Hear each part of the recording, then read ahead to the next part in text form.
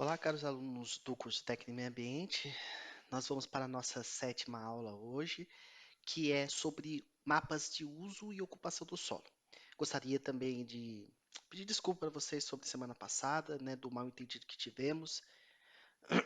Já estou relativamente bem, né, para novamente estar conduzindo as aulas. Então, vocês podem abrir o Teams e na turma, né, do localização espacial, que é a nossa, vir aqui em arquivos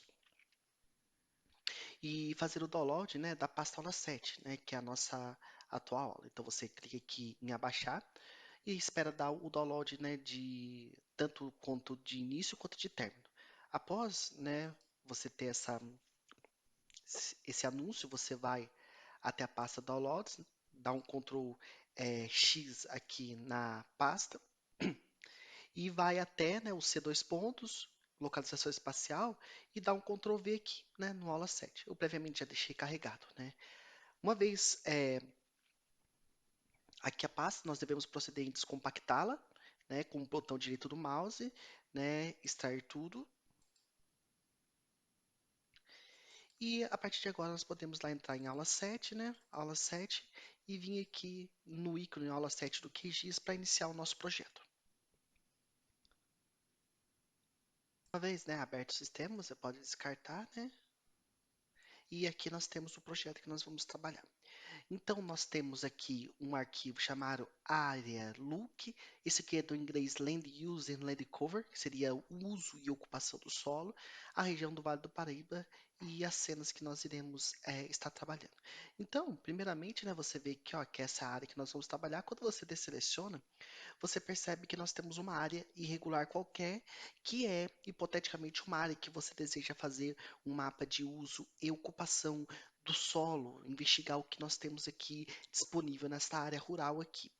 É, para tanto, e você percebe que nós estamos aqui na região do Vale do Paraíba, esse aqui é a represa de Paraibuna, ok? Quando nós desselecionamos as outras partes, né, as outras áreas, e deixamos só o área, você percebe, né, a represa de Paraibuna, a ilha Bela, né, e os municípios do Vale do Paraíba Paulista.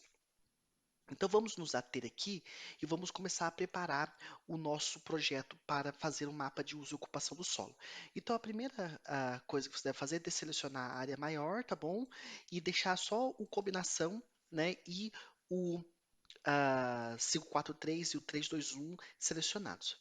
A primeira coisa é retirar a base vermelha, essa base branca, que atrapalha aqui na execução das atividades. Então, você dá dois cliques com o botão direito do mouse, você vem em transparência e aqui você coloca assim valor de zero, né? Você aplica e depois você vem aqui em combinação, né?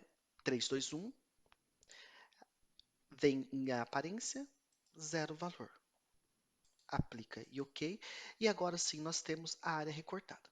Essa cena é uma cena do satélite Landsat 5. É, portanto, uma cena já mais antiga, né? Provavelmente em 2011, 2012. A primeira coisa que nós devemos fazer é acertar a rampa, né, da resposta espectrométrica. Então você clica sobre o botão direito do mouse e vem nessa ferramenta aqui, que é, né, a parte de edição visual. Caso a sua ferramenta não esteja habilitada, você tem que vir clicar com o botão direito do mouse nessa área cinza aqui e ver se essa ferramenta raster está selecionada. Então você clica sobre ela, né? Você clica e aí você seleciona. Então nós temos vários tipos de respostas diferentes, né? As respostas espectrométricas e, né, você vai buscar selecionar aquela que seja mais interessante para a sua experiência visual ou conforme também eu for dando as dicas para vocês. E você deve fazer o mesmo com a combinação 3, 2, 1. Né? Você vê que não tem muita coisa aqui, então você clica sobre ele, né, e você vem, dá um clique e aí nós vemos que nós aparecemos aqui um pouco mais nítido, né? Então nós temos a combinação colorida 3, 2, 1, né? Banda satélite Landsat 5 e e né, uma área aqui da região aqui da represa de Paraibu, né, que nós observamos. Agora nós devemos proceder com o processo, né, de uso e ocupação do solo. Então, como nós devemos fazer? Sempre é mais indicado você trabalhar com a combinação 5-4-3. E por que é sempre mais interessante nesse caso? Obviamente que cada tipo de área você vai ter que utilizar uma banda, uma combinação diferente. Em geral, quando você seleciona a banda 7, por exemplo, 7, 7, 5, 4, você quer ver, distinguir vegetação, né? Então aí você utiliza essa. Quando você quer pegar, por exemplo, mais área de pastagem, solo exposto, né, e diferenciar também vegetação, você pega o 5, 4, 3, né? Nesse caso, desculpa, a estratégia no SAT é 5, 6, né? 4, 3. E então cada combinação serve para uma finalidade. Eu selecionei uma área aqui com pouca ou quase nenhuma incidência de área urbana, urbanizada, porque na combinação 5-4-3 há uma confusão entre as áreas de solo exposto com urbanização. Quando você quer diferenciar apenas urbanização, você usa a combinação 4-3-2. Então, cada uma tem, obviamente, a sua finalidade. Então, você pode dar dois cliques aqui nessa área aqui, você tem, né, a simbologia, você vê que ele está, né, multibanda colorida, né, e aí você tem aqui, né, CD para corte máximo e mínimo, que é justamente, né, aquelas áreas do realce ah, que a gente comenta, né, na dentro da ferramenta raster. Então você pode aqui, você ter configuração de máximo mínimo, você pode ir alterando a resposta espectrométrica do objeto, né? ah, Conforme lhe for mais interessante, né? Então vamos deixar a corte cumulativa, vamos dar uma aplica aqui, né? E aí vamos, né? Você vai ajustando. De uma forma geral, quanto mais pronunciado é a coloração, melhor é para você diferenciar. Então, essa aqui, né, que é o corte cumulativo, né, usando extensão atual, limites padrões estimados, é a melhor combinação que você pode encontrar. O que nós temos aqui, observando? Essas áreas têm que ter uma resposta mais próximo do azul, do cor-de-rosa, são as áreas de solo exposto, pastagem baixa. Então, pastagem baixa. Essa área verde aqui são as vegetações nativas e essas verdes para o amarelado são as áreas de reflorestamento, eucaliptos, né? Aqui nós temos o mesmo caso, né? Eucaliptos, né? E parte de vegetação nativa, ainda que em recomposição. Você percebe que nós temos uma área plantada aqui com também eucaliptos, solo exposto e um fragmento de floresta nativa. Né? E aí, por que que eu geralmente deixo dois tipos de banda diferente? Porque na banda colorida eu consigo confirmar esses dados. Então eu percebo aqui, né, uma área de pastagem, toda essa área. Vocês percebem que o eucalipto, diferente da floresta nativa, aqui um fragmento de floresta nativa, aqui um poço, um pouco de reflorestamento, né? Fragmentos aqui, né? A represa de Paraibuna, né? Uma área urbanizada nessa região aqui, e você percebe que ela se confunde muito com o pasto baixo, né? E nós temos umas áreas aqui mais esverdeadas, que são as regiões de pastagem mais elevada, de pasto mais alto, né? Geralmente essas áreas de pastagem mais alto, ele também são onde, dependendo da resposta espectrométrica, pode apontar para algum tipo de atividade agrícola ou de uma parte de um reflorestamento, quando os eucaliptos estão se desenvolvendo. Então, a partir daqui, eu vou selecionar essa cena do fundo e nós vamos proceder com, né, o mapa de uso e ocupação do solo. Para tanto, nós precisamos ver se essas ferramentas estão aqui, ó. O SPC Edit Toolbar, né? Nós precisamos selecionar o SCP Working Toolbar, né? Que é essa aqui, que é a principal. E na barra de ferramenta, nós precisamos selecionar o SCP Doc. Eu gosto geralmente de passar, né, o SPC Doc, geralmente para o lado direito, né, para facilitar um pouco a vista. Então, clico aqui com o botão direito, arrasto ele aqui do lado, né, deixo ele aqui mais ou menos aqui posicionado nessa região. E depois nós podemos proceder com as atividades de uso e ocupação do solo. Para tanto, a primeira coisa que nós vamos fazer é vir aqui nessa ferramenta, né? E aí você deve selecionar bandas 543, tá bom? Você vê que você pode selecionar a banda 321, você pode selecionar essa outra banda que não seria adequada, que é satélite como um todo. Então eu quero fazer apenas a área delimitada. Então 543 e você pode fechar, você vem em Input Training, você clica nessa ferramentinha aqui. Você vai aqui, né, na pasta aula 7, e aqui você coloca aqui training, né, que seria o treinamento, né, o treinamento output, né, training, você dá um OK, então aqui, ó, localização espacial, training, né, SCP, e aí então nós vamos para a parte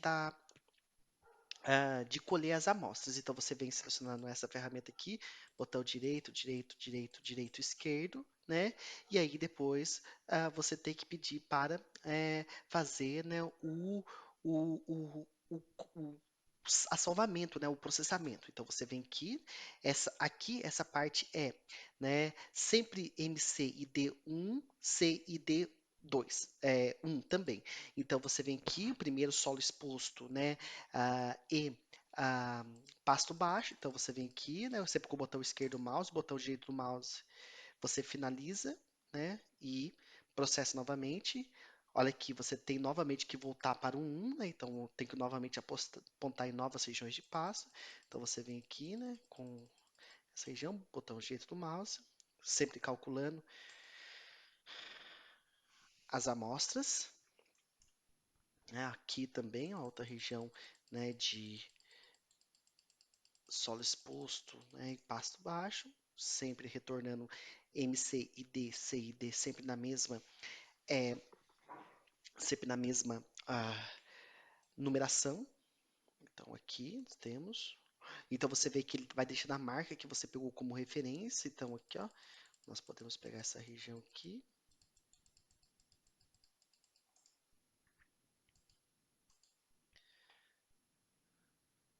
Pois bem, ó, uma outra parte aqui. Sempre pegando essa parte mais do espectro para a resposta, né, no comprimento de onda do azul, né, azul, roxo, cor-de-rosa, que é a parte de pastagem ou solo exposto, pasto baixo, né, assim vai. Então, pois bem, eu peguei aqui, né, 6 amostras. A primeira coisa que nós vamos fazer é padronizar a amostra da cor aqui no caso. Então, você vem, dá 2 cliques aqui. Como eu estou fazendo a parte de pasto baixo, em geral, as cores mais amareladinhas, claras, né? Então, aqui nós servimos para pastagem, então nós deixamos padronizado. Ou um verde clarinho, um verde limãozinho, parte mais clara, né? Isso aí é uma regra, né, de mapas de uso e ocupação do solo, né? Então, a primeira classe foi pastagem, né, e pasto baixo, solo exposto. A segunda que eu vou pegar é a parte de água. Então, a água está bem explícito aqui, né? Então, vamos aqui, né? Você pega aqui, ó, uma parte de água, você deixa no MC, né, ID 2. Então, você vem e salva. Podemos dar prosseguimento. Então, é interessante também, por mais que a água fique homogênea nessa combinação, né, fazer uma variação, espalhar ela, né, por determinadas regiões que a gente quer.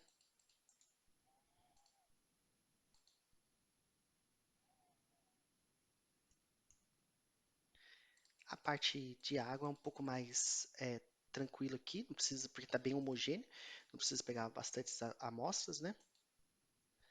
Agora eu vou passar, no caso, para a classe 3, que eu vou chamar de vegetação nativa, né?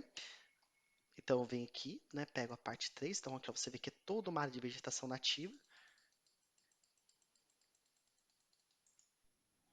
Deixo 3, né? Ambos os números em 3. Aqui.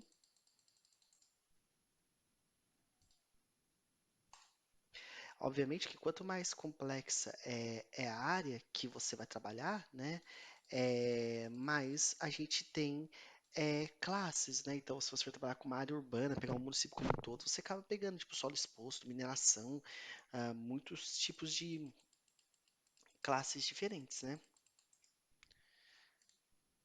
Então, classe 3, né?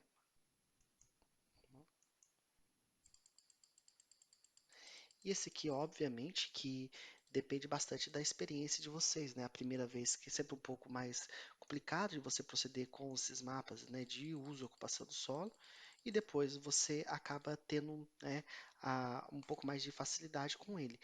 É relevante destacar também que a nossa experiência visual, enquanto moradores aqui do Vale do Paraíba, nos dá um pouco mais de tranquilidade para proceder com esse tipo de uso e ocupação do solo, coisa que você vai ter um pouco mais de dificuldade de fazer em biomas diferentes, né? Para quem já trabalhou com isso, sabe dos desafios, né? Pois bem, vamos dar uma analisada, observando por cima aqui, né? Você vê, ó, que a gente tem uma área aqui que ele é um pouco de solo exposto com uma área de regeneração. Eu vou marcar isso aqui também como parte de vegetação nativa, ou pelo menos parece algo com uma recomposição aqui, né?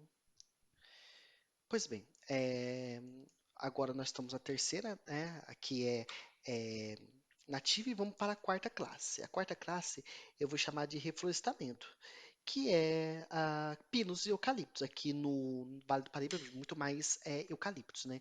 Então aqui ó, você vê nitidamente aqui uma área, né, de eucaliptos, né? Então sempre o 4, MCID4, CID4. É sempre interessante que se você for fazer, né, uma comparação, né, apenas de uma cena, fazer apenas um mapa de uso e ocupação do solo, você não precisa fazer correção atmosférica, ou pelo menos fazer download com correção atmosférica. É diferente de quando você vai proceder, por exemplo, com uma área, né, de comparação intertemporal. Então, o que tinha de eucalipto ou de floresta nativa há 15 anos atrás e o que tem hoje.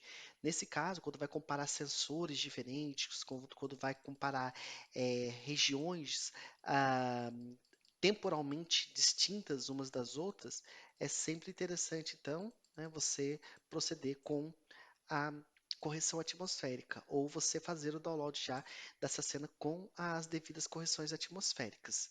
Então fica a dica para vocês aí, né, que são os produtos Level 1 Collection 2, né, do USS, que eu comentei com vocês algumas aulas passadas já. Ou proceder, né, pegar os artigos científicos e proceder com o processo de correção atmosférica. Então aqui também é reflorestamento. Né? Mas o reflorestamento é sempre eucaliptos, né, ou pinos. Também eucaliptos aqui, ó, um pouco mais já desenvolvido.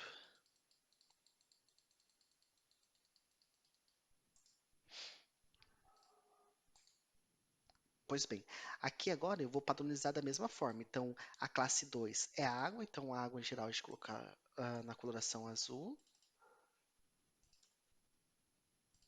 Então eu sei que é água porque é 2 2. Então eu sei, né, o que eu fiz. Então você sempre dá uma olhada para ver se os números são compatíveis, um com um, 2 com 2, assim sucessivamente. A parte 3 é a vegetação nativa, então vegetação nativa, geralmente os verdes, né, ou verdes ou marrons, né, você pode utilizar. Isso depende de quantas classes, do bioma que você está trabalhando também.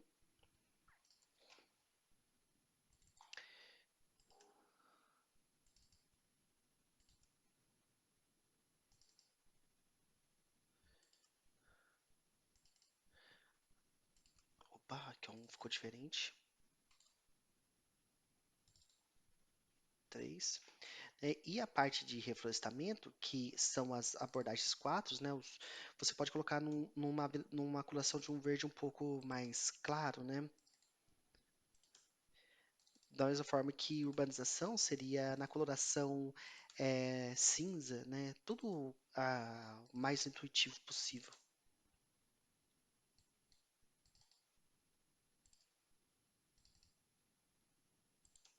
Ok. Uma vez que você fez o procedimento, você observa aqui todas as amostragens para ver se estão exatamente no padrão. E aí, então, né, nós estamos aqui no training, daí você vem em classification, né? O classification, você observa, né, se você está no C e D, ok, né? Se você que está nessa base aqui.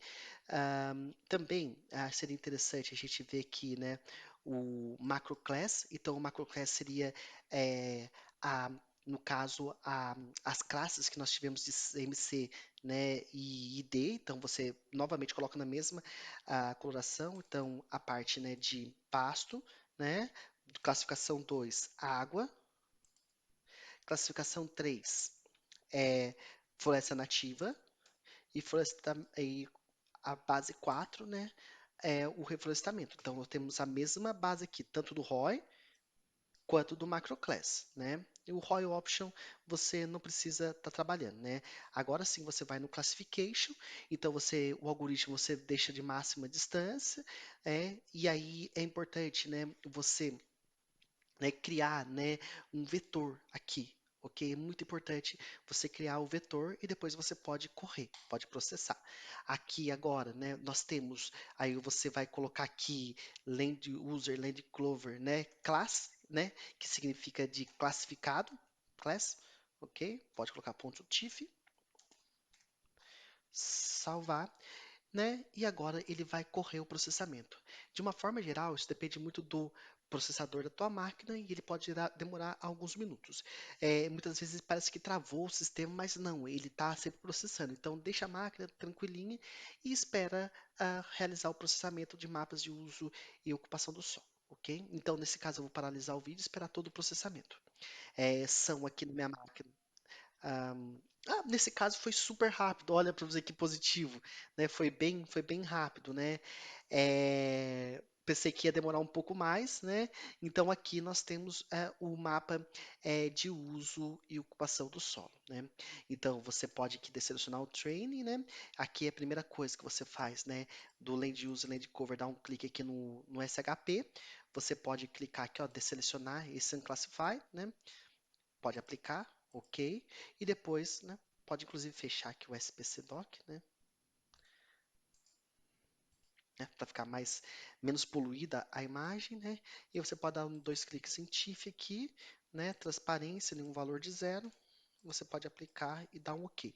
E aqui nós temos a base de uso e ocupação do solo. Então, o que nós percebemos? Basicamente que nós vimos que tivemos alguns erros aqui, ele classificou algumas regiões como água, e o porquê isso aconteceu? Vou mostrar para vocês. Esses são áreas, são erros que acontecem. Porque quando a gente passa aqui o uso e ocupação do solo, ele é escuro. E quando a gente percebe onde tem água, vamos lá observar onde tem água aqui no TIFF, né? Opa, aqui.